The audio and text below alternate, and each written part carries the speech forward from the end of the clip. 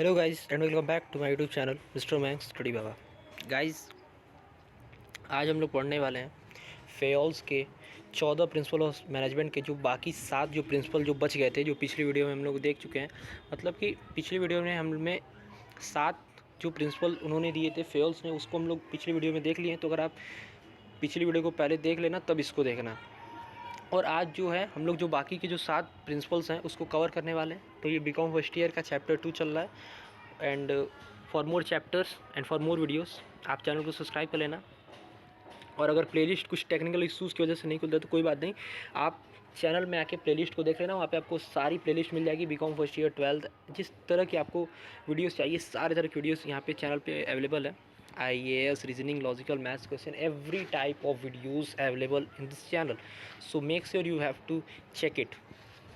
उसको छोड़िए, आइए यहाँ पे मीन्स जो 7 जो हो चुके हैं। अब 8वां प्रिंसिपल ये था कि सेंट्रलाइजेशन एंड डिसेंट्रलाइजेशन। देखिए सेंट्रलाइजेशन, तो सेंट्रलाइजेशन मतलब ये होता है कि जो पावर है, अथॉरिटी है, वो किसी हाथ में है, सिर्फ टॉप लेवल के हाथ में है। ठीक है, मतलब ये हो गया सबसे सिंपल सा एग्जांपल प्रिंसिपल। अगर आप स्कूल में देखते हो तो जो सबसे ज़्यादा तो अथॉरिटी होता है, जो पावर होता है, वो किसके पास होता है? वो प्रिंसिपल के पास होता है। हाँ, वो रहा सवाल अलग है कि जो मैनेजर है या HO है उनका बात नहीं। अभी स्कूल में जो जिसको हम लोग आमतौर पर जिसको हम लोग देख रहे हैं तो वो हो गया कौन? प्रिंसिपल। तो क्या है, जो प्रिंसिपल के पास क्या अथॉरिटी है कि वो क्या सकता है? वो डिसीजन ले सकता है। उसके पास ये अथॉरिटी है, ये पावर है कि वो क्या कर सकता है? डिसीजन ले सकता है। तो इसी तरह एक ऑर्गेनाइजेशन में भी होता है, जो टॉप मैनेजर होता है वो क्या होते हैं? वो डिसीजन ले सकते हैं। लेकिन अभी कुछ और बातें हैं जो आगे आगे पता चलने वाली। क्या है? अब है डिसेंट्रलाइजेशन। और डिसेंट्रलाइजेशन मतलब क्या होता है कि evenly distribution of power at every level of management. मतलब कि जो आपके पास जो पावर है उनको क्या करो, थोड़ा थोड़ा कुछ लोगों को बांट दो। ठीक है, अब कुछ लोगों को बांट दो मतलब प्रिंसिपल के पास तो पावर है, अब वो क्या करता है अपनी कुछ पावर जो है टीचर्स को दे देता है। देखो बहुत सी सिंपल सा एग्जांपल मैं बता रहा हूँ। तो क्या करता है प्रिंसिपल क्या करता है, जो कुछ अपनी जो पावर है वो क्या करता है टीचर्स को दे देता है कि आपको मैंने पावर दे रहा है कि आप स्टूडेंट्स को कंट्रोल करो। अगर नहीं हो पाता है आप उन पर स्ट्रिक्ट एक्शन लो, तब मेरे पास आओ। ठीक है, तो ये क्या हो गया कि जो क्या हो गया, डिस्ट्रीब्यूट हो गया। पावर का क्या हो गया? डिस्ट्रीब्यूशन हो गया। तो उसी तरह ये पावर का जो डिस्ट्रीब्यूशन होता है एक हर ऑर्गेनाइजेशन में होता है कि नहीं। तो अगर इस तरह से रहेगा, अगर प्रिंसिपल कोई सारा चीज़ देखना रहेगा तो ये क्या होगा कि कुछ भी काम सही से हो नहीं पाएगा। प्रिंसिपल बस हर चीज़ ध्यान देगा। क्या? जैसे कि अगर क्लास 1 वाले को प्रॉब्लम हुआ तो भी प्रिंसिपल ही जाएगा, क्लास 2 वाले को प्रॉब्लम हुआ तो प्रिंसिपल ही जाएगा, क्लास 3, मतलब इस तरह का बात हुआ। और इसी तरह ऑर्गेनाइजेशन में होता है कि अगर सारा काम टॉप मैनेजमेंट ही करेगा, अगर टॉप लेवल का ही मैनेजमेंट करेगा तो क्या होगा कि वो कुछ हम लोगों का क्या होगा, सबको लगेगा कि भाई मुझे तो कुछ डिसीजन लेना नहीं होता है, सब ये जो टॉप वाले जिस तरह का ऑर्डर देते हैं उसी तरह हमें करना है। तो क्या ये हो सकता है, या फिर ये हो सकता है कि काम पूरा नहीं होगा क्योंकि एक ही आदमी को सारा काम करना रहता है। लेकिन इसीलिए अगर सिस्टमेटिक डिस्ट्रीब्यूशन हो जाता है जब पावर का, तो काम क्या होता है? पूरा होता है, एफिशिएंसी बढ़ती है, वेस्ट रिसोर्सेज का वेस्टेज नहीं होता है। तो वही दे रहा है कि both should be balance and no organisation can be completely centralise और कम्प्लीटली डिसेंट्रलाइज। और ऐसा नहीं, ऐसा है कि इसमें दोनों ऑर्गेनाइजेशन को ऐसा नहीं है कि जो ऑर्गेनाइजेशन है वो ऐसा नहीं है कि सेंट्रलाइज होना चाहिए या डिसेंट्रलाइज होना चाहिए। ऐसा नहीं है, मतलब कि बस ऐसा नहीं है कि हर एक ऑर्गेनाइजेशन में सिर्फ टॉप लेवल वाले ही और डिसीजन ले। कुछ मिडिल लेवल्स वालों को भी या कुछ लोगों को डिसीजन को डिस्ट्रीब्यूशन कर देना चाहिए कि वो भी डिसीजन ले सके। या फिर ऐसा नहीं है कि बस आप डिसेंट्रलाइज ही कर दो, मतलब कि सब लोग डिसीजन लेंगे तो फिर तो काम होगा ही नहीं। सब तो अपने मन के मालिक हो जाएंगे, सब अपने मन के राजा हो जाएंगे कि भाई मुझे मैं डिसीजन ले सकता हूँ। तो फिर क्या होगा? काम नहीं होगा।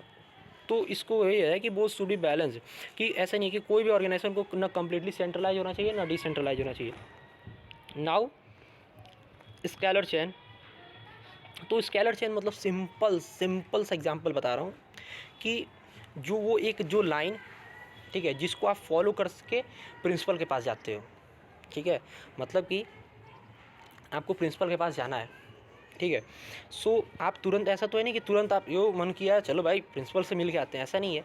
आप पहले जो आपको क्या रहा है, बात क्या है, ठीक है, फिर आप मॉनिटर से कहोगे, फिर मॉनिटर क्या कहेगा, टीचर से कहेगा, टीचर क्या कहेगा, HO से कहेगा, HO जाके प्रिंसिपल को बताएगा कि हाँ ऐसी बात है।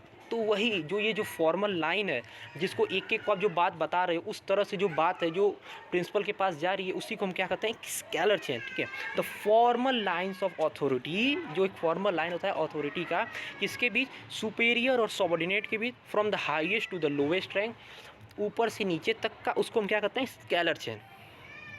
ठीक है, समझ में आ गया कि स्केलर चेन क्या होता है, कि जो लाइन को जिसको आप फॉलो करके अपनी बात को आप टॉप लेवल मैनेजमेंट से कहते हो, मतलब कि एक वर्कर है तो वर्कर डायरेक्ट जाके टॉप मैनेजर से बात नहीं कर सकता है। वो पहले धीरे धीरे जो स्टेप्स है, मतलब कि पहले वो लोअर लेवल से कहेगा, फिर लोअर लेवल मिडिल लेवल से कहेगा, मिडिल लेवल टॉप से कहेगा। तो इस तरह से मतलब कि जो फॉर्मल लाइन को जो फॉलो करते हैं workers and employ and all जो ऑर्गेनाइजेशन में काम कर रहे हैं, उसी को कहते हैं स्केलर चेन। और एक होता है gang plan, by informing their immediate superior. अगर कुछ इस तरह का अगर प्रॉब्लम हो गया, मतलब कि अगर ऑर्गेनाइजेशन में अचानक से कोई वर्कर अगर ऑर्गेनाइजेशन में आग लग गया, तो वो तुरंत अगर टॉप लेवल मैनेजमेंट से जाके वो कह सकता है कि अरे सर, और यहाँ पे आग लग गई है तो इसको आप कुछ इसका ध्यान दो, मतलब यहाँ पे पानी एम्बुलेंस को कॉल करो, इस तरह की चीज़ है। सॉरी, एम्बुलेंस नहीं। सो स्केलर चेन में यही होता है, जिस chain should not be violated but in emergency employed at same level can contract, वो इस तरह की कॉन्ट्रैक्ट कर सकते हैं। अब आता है ऑर्डर। अब आता है ऑर्डर। तो ये ऑर्डर वो वाला ऑर्डर नहीं है कि मैं किसी से कहूँगा ये चल गया आके कर। ये ऑर्डर ये है कि यहाँ पे हर एक प्लेस का ऑर्डर होना चाहिए। नहीं समझ में आया? सिंपल सी बात है, स्कूल में आपको पता है ना कि आपका क्लासरूम कौन है, प्रिंसिपल ऑफिस कौन है, टीचर्स रूम कौन है, ठीक है, कैंटीन कहाँ कहाँ है। तो अगर आपसे कोई पूछता है कि आपको भाई क्लास 12 कहाँ है, तो आप तुरंत जानते हो भाई ये क्लास 12 इधर है, ठीक है। टीचर्स रूम कहाँ है, उधर है। स्टाफ रूम किधर है, इधर है। प्रिंसिपल्स रूम किधर है, इधर है। कैंटीन कहाँ है, इधर है, ठीक है। सो आपको जब जब कोई भी चीज़ का, किसी भी चीज़ का अगर ऑर्डरली अरेंजमेंट होगा, सिस्टमेटिक अरेंजमेंट होगा, तो वो सबको पता रहेगा कि हाँ ऐसे है। तो इसमें क्या होगा कि रिसोर्सेज, आपका टाइम वेस्ट नहीं होगा, ठीक है। जैसे कि a place for everything and every one should be in its designated place, जो एक प्लेस होना चाहिए कि हर चीज़ का, और वो सारा चीज़ उसको आपको वहीं मिल जाएगा। तो क्या होगा कि आपका टाइम वेस्ट नहीं होगा, आपकी एफिशिएंसी वेस्ट नहीं होगी, ठीक है। People and material must be in suitable place and appropriate time for maximum efficiency. तो जब आपको इस तरह से काम रहेगा तो आपको ढूंढना ही नहीं पड़ेगा, ठीक है। अगर आपको ढूंढना ही नहीं पड़ेगा तो आपकी क्या होगी, एफिशिएंसी वेस्ट नहीं होगी, टाइम वेस्ट नहीं होगा। तो वही ऑर्गेनाइजेशन में भी, अगर ऑर्गेनाइजेशन में भी इसी तरह का डिपार्टमेंट है, परचेज डिपार्टमेंट है, सेल्स डिपार्टमेंट है, मार्केटिंग डिपार्टमेंट है, हर तरह के डिपार्टमेंट है। तो अगर आपको जिस डिपार्टमेंट से भी काम है, तुरंत गए, चलो मुझे परचेज डिपार्टमेंट काम है, चलो परचेज डिपार्टमेंट चला गया। सेल्स डिपार्टमेंट है, सेल्स में, या फिर कुछ अगर सामान का ही है तो सामान अगर सही से पता रखा रहेगा कि अच्छा ये ग्रॉसरी है, ये बिस्किट्स है, ये है, ये है, तो इस तरह से भी पता रहेगा कि वो आपको जो अगर कहा कि भाई ये जाके ये लेके आ, तो आप तुरंत जाओगे ऑर्गेनाइजेशन में भी सामान लेके, तो उस तरह से आ जाओगे। Now equity. इक्विटी देखो, नाम इक्विटी तो आपने बहुत पहले से सुना है। इक्विटी होता है कि सबके साथ एक जैसा व्यवहार करना। तो ऑर्गेनाइजेशन में ऐसा नहीं होना चाहिए कि भाई तू हिंदू है, तू मुस्लिम है, तो इस तरह का व्यवहार नहीं होना चाहिए भाई। सब ऑर्गेनाइजेशन में सबको एक समानता देना चाहिए। ऐसा नहीं है कि मैन और वुमेन में कुछ फ़र्क होना चाहिए, या उनके रिलीजन में, उनके कास्ट में, उनके और लैंग्वेज में इस तरह की कोई भेदभाव नहीं होना चाहिए। और कोई भी ऑर्गेनाइजेशन में ये सबसे फ्री होना चाहिए, क्योंकि उसको ऑर्गेनाइजेशन को क्या सिर्फ ध्यान देना चाहिए कि उसका ऑब्जेक्टिव और उसका एम जो है वो किस तरह से चाहिए। And principle of justice and fair play should be followed. उनके साथ अच्छे से व्यवहार करना चाहिए, कोई लड़ाई वड़ाई नहीं करना चाहिए उनको। कोई ऐसा नहीं है कि अगर आपकी जात के नाम पर आपको साथ बुरा व्यवहार नहीं करना चाहिए, ठीक है। अब स्टेबिलिटी ऑफ पर्सोनल। तो स्टेबिलिटी ऑफ पर्सोनल मतलब ये होता है कि आप अगर किसी एम्प्लॉयज़ को सेलेक्ट कर रहे हो तो कम से कम उसको 1 से 2 महीना रखो उस जॉब पे, तब आपको पता चलेगा कि हाँ वो कर सकता है कि नहीं। ऐसा नहीं है कि आप उसका 2 से 3 दिन डेमो लिए और आप तुरंत जज करके बता दिए नहीं ये आदमी नहीं कर सकता, इससे नहीं हो पाएगा। नहीं, वैसे जज नहीं कर सकते किसी को भी। देखो, आप ये जानते हो कि डोंट जज the book by its cover, ठीक है। तो उसमें भी वही है कि अगर आपकी कोई एम्प्लॉय है तो उसको कुछ दिनों के लिए उस काम को वहाँ पे उस पोस्ट पे रहने दो, या कुछ जो काम कर रहा है उसको करने दो, तभी जो है वो आपको पता चलेगा। उसको एम्प्लॉय को भी लगेगा कि हाँ भाई चलो मुझ पर उन्होंने ट्रस्ट किया है, तो मैं अगर अच्छा नहीं भी कर सकता था तो मैं अच्छा करके दिखाऊँगा, ठीक है। इस तरह की जो थिंकिंग है, भावनाएँ हैं जो एम्प्लॉयज़ के अंदर आ जाती है।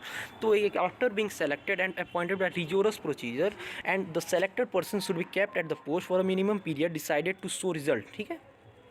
वही जो है उनको एक मिनिमम, एक उस पोस्ट पे कुछ दिनों के लिए रखिए for minimum period decided to show result, कि वो अपना जो रिजल्ट है उसको आपको शो करे। अब आता है इनिशिएटिव। पास को समझो कि क्या करना चाहिए आपको। वर्कर को इंकरेज करो, मोटिवेट करो। नहीं भाई तू नहीं कर सकता, कर सकता है तू। अरे वो जब प्रधानमंत्री बन सकते हैं, वो राष्ट्रपति बन सकते हैं, तो तू इसको नहीं कर सकता। चलो बुरा मत मानना, मैं ऐसा मजाक नहीं कर रहा हूँ, मैं सिर्फ उसको मोटिवेट कर रहा हूँ। इस तरह से एम्प्लॉयज़ को मोटिवेट करना, इनकरेज करना कि अरे ऐसा नहीं है कि मतलब कोई एम्प्लॉय आया तो उसको आपको उनको सेल्फ मोटिवेट करना पड़ेगा। ऐसा नहीं है कि तुरंत आया फिर लगे आप ऑर्डर दिखाने के चल ऐसे कर, तो क्या होगा, वो काम नहीं करेगा, उसको एक उसके जो मन में डर बैठ जाएगा। लेकिन अगर उसको मोटिवेट करते रहोगे कि उसको लगेगा कि हाँ मेरे साथ कोई तो है, कि मुझे कोई मोटिवेट कर रहा है, कोई इंस्ट्रक्शन दे रहा है, मुझे डायरेक्ट कर रहा है, और उससे क्या होगा कि इंकरेज होकर जो काम वो बंदा है वो अच्छे से काम करेगा। And it is thinking out and executing the plan, और उसके बारे में सोचेगा और काम को करेगा। स्पिरिट डिकॉप्स, कम ऑन मेरे साथ चलो, मेरे साथ चलो, ठीक है। मतलब कि management should promote team spirit, सबको एक साथ रखना, यूनिटी, ठीक है, एकता बना के रखना, सब लोग अच्छे से काम करें। मैनेजमेंट को टीम स्पिरिट को प्रमोट करना चाहिए। हार्मनी अमंग एम्प्लॉय, सब लोग किसी में कोई लड़ाई वगैरह नहीं होना चाहिए। Management should promote a team work, ठीक है, कोई डिस्प्यूट नहीं होना चाहिए, कोई कॉन्फ्लिक्ट नहीं होना चाहिए, सबको टीम स्पिरिट करके काम करना चाहिए। क्योंकि अगर ऑर्गेनाइजेशन में यूनिटी नहीं रहेगी तो फिर ऑर्गेनाइजेशन का गोल कभी भी अचीव नहीं हो पाएगा। सो गाइस एंड फ्रेंड्स, ठीक है, बाकी 7 प्रिंसिपल हमने देख लिए। आई होप आपको ये वीडियो समझ में आया होगा। वीडियो समझ में आया हो तो लाइक कर लेना, और भाई चैनल पे नए हो तो चैनल को सब्सक्राइब तो कर ही लेना, ठीक है। कमेंट करके ज़रूर बताना अगर आपको कोई सजेशन है, ठीक है। एंड डिस्क्रिप्शन को चेक कर लेना, अगर प्लेलिस्ट ओपन नहीं हो रही, कोई टेक्निकल इशूज़ है, कोई बात नहीं, चैनल में आना, प्लेलिस्ट आपको मिल जाएगी। सारी वीडियोज़ को आराम से गो थ्रू करना। बीकॉम फर्स्ट ईयर, अगर कॉम्पिटिटिव एग्जाम की तैयारी करो उसकी भी, क्लास 12 के भी, every type of videos available. So I hope आपको वीडियो अच्छा लगा हो। तब तक के लिए देखते रहें मिस्टर मैंक्स स्टडी बाबा।